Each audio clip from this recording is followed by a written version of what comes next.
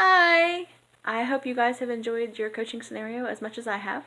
We have been working on the New York dialect for our upcoming production of Annie. It's been an interesting process. Of course, some of our challenges being that we live in the South, and it's kind of hard to go from this, to talking like this, but I think that we're going to be okay with that. So, some specifically unique challenges I have two students that I'm working with, and those two students are younger and older. My first one is a 7th grader. She has a strong Southern accent, but she's a hard worker, and she's super adorable, and she kind of thinks the world of herself, which I think a lot of 7th grade girls pretend to do. My other student is an 18-year-old senior. She's worked with me for quite a few years. Her challenges are that she tends to create her own voices, so I have a feeling when it comes to helping her create an appropriate voice, she's going to struggle with not trying to put her own flair on it and staying in the right dialect as opposed to the flippy-floppy thing that she tends to do between voices. Let's see. The other issue I foresee is that the South Boston accent is pretty close to the New York accent, and I really want to be careful not to slip into that, especially because we have a teacher who's from South Boston, and so Miss McCuska has a really strong accent. And I'm afraid that they're going to try and copy her as opposed to the New York dialect we're working on. So those are some of our challenges. My plan of attack is to first present the dialect through our accent worksheet. I have a PowerPoint presentation for that. Of course, we'll cover the signature sounds. We'll remind the students to be very careful that we want to create an effect for the accent. We don't want to create a stereotype. So we don't want it to look cartoonish. We don't want it to look overdone, because obviously you can go too far with these sounds. So we want to be careful of that. Let's see, we're going to explore the fact that there are actually quite a few New York dialects. I ran across two fantastic videos that distinguish between the Brooklyn accent, which is kind of, if you think Donald Trump, those lips, and it's kind of a deeper kind of accent. And then there's the Long Island accent, which, has the tongue is further back and it's much higher, and you think Fran Drescher when you think this one, or Marissa Tomei. I used her as a video because she was great. Then we're going to get our key sentence together. So we'll look at all the sound changes we made, all the word examples that we were given, and I'll let the kids pick out their own key sentence that works really well for them, that helps them remember the sounds they need to have.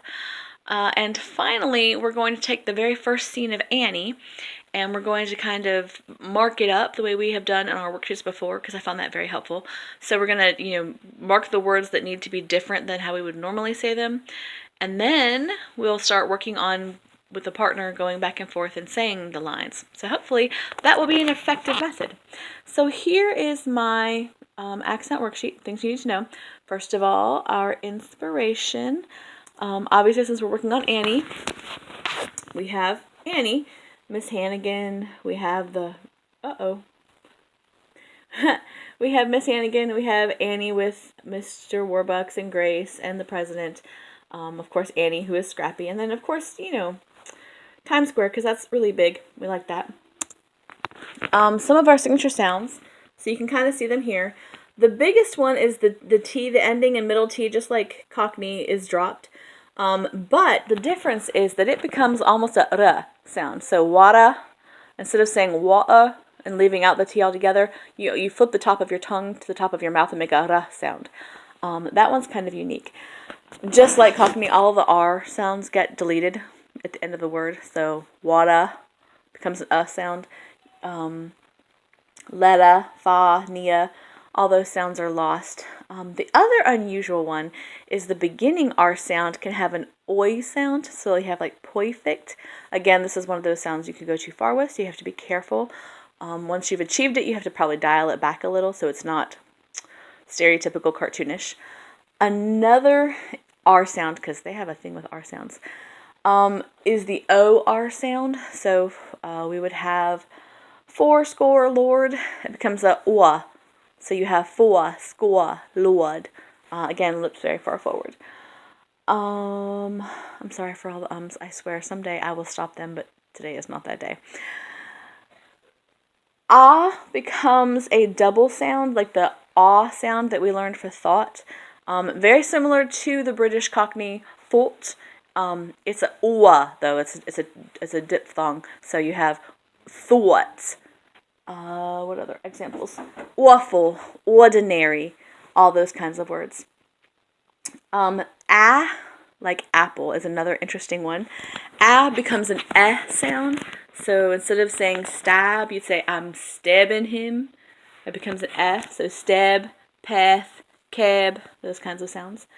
And, with any lower class accents, you're going to lose that ending G in ing.